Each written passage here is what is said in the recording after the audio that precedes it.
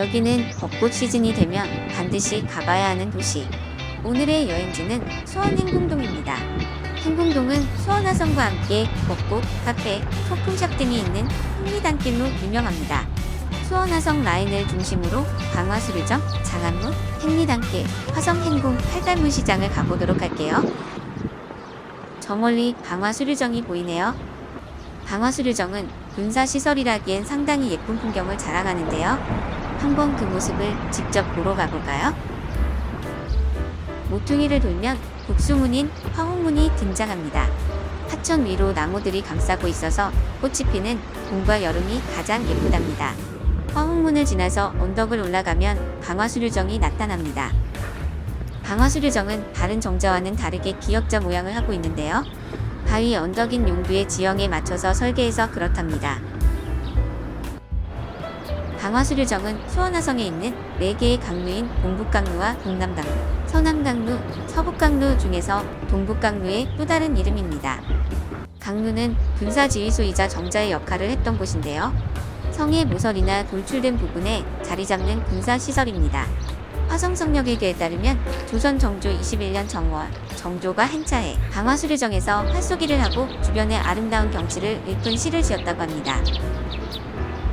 방화수류정의 왼편으로 가시면 화홍문을 넘어서 수원화성 경치가 한눈에 보여요. 이제 성벽 틈새로 보이는 용면으로 내려가 볼까요? 화홍문 앞의 경치를 보려면 물로로 올라가는 게 좋아요. 이렇게 탁 트인 풍경과 뒤로는 용면이 보인답니다. 징검다리를 건너서 용면으로 건너가 보도록 하겠습니다. 정조는 수원에 있는 자신의 아버지 무덤인 영원을 수원도구가 있던 화산으로 옮기며 한림원으로 개명하였습니다. 그러면서 수원을 계획도시로서 군사도시, 상업도시, 농업도시를 목표로 만들어 나갔습니다.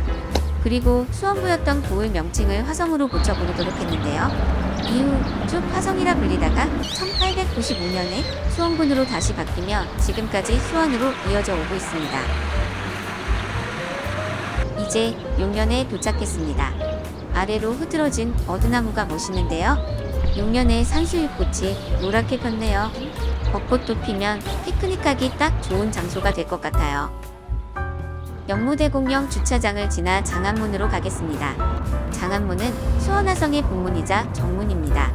왕이 있는 한양에서 내려다봤을 때 문이 가장 먼저 있기 때문이에요. 국보 제1호인 숭례문과 유사하지만 방어시설인 웅성이 반원 형태로 둘러싸고 있다는 점은 독특합니다. 수원화성이 조성될 때 군사도시 역할의 목적도 있었기 때문이에요. 그래서 학자들이 머리를 감싸고 방안을 낸 것이 웅성과 적절합니다. 장안문 위로 올라가면 산책길이 나타나는데요. 벚꽃이 피면 이 길을 따라 서문을 지나 팔달산을 넘으면 그대로 벚꽃길이 등장합니다. 장안문부터 그 아래로 행리단길이 시작됩니다. 여기서부터는 구석구석 잘 살펴가면서 가야 하는데요. 캐리커처, 소품샵, 예쁜 인테리어의 가게들이 많거든요.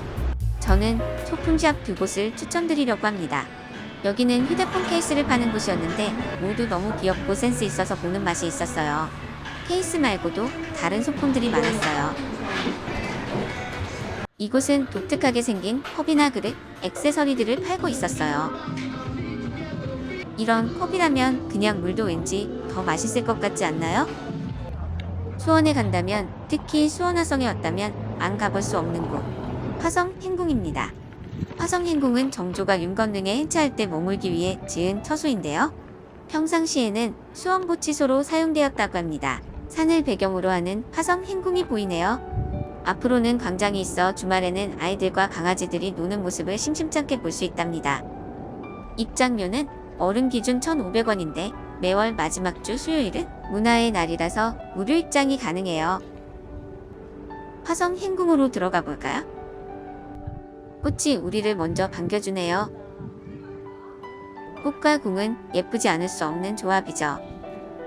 화성행궁에 있는 건물들 중 낙남원과 노래당을 제외하고는 모두 복원된 형태입니다. 아쉽게도 우리가 지금 화성 행궁의 옛 모습을 볼 수 없는 것은 1910년에 수원 최초로 서양식 의료기관인 자해의원이 세워진 것을 시작으로 이후에 경찰서 등이 들어서며 건물들이 파괴됐기 때문입니다. 수원 화성이 축성된 지 200주년이 되던 해인 1996년에 모건공사를 시작해 2003년에 완공되어 이후부터 우리가 화성 행궁의 모습을 볼 수 있게 됐습니다.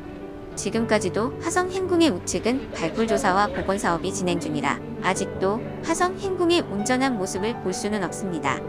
중앙의 봉수당 옆으로 가면 조선시대 진찬상을 볼 수 있습니다. 이렇게 어마어마한 음식들이 쌓여 있다니 한 번쯤은 조선시대로 가서 먹어보고 싶어요. 처마 틈새로 보이는 꽃이 너무 예쁘네요. 저는 기장청에서 예쁜 매화를 발견해서 잠시 쉬었답니다. 화성 행궁은 꽤 넓기 때문에 여러분만의 공간을 찾아 쉬어가는 것도 좋은 것 같아요.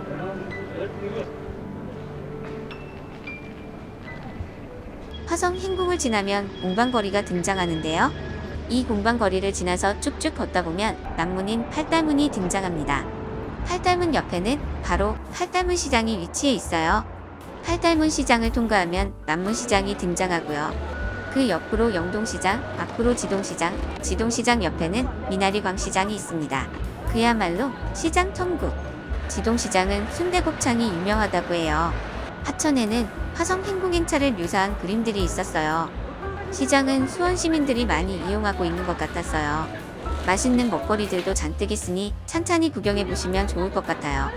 오늘은 이렇게 수원을 여행해 보았습니다. 저는 다음 영상에서 뵐게요.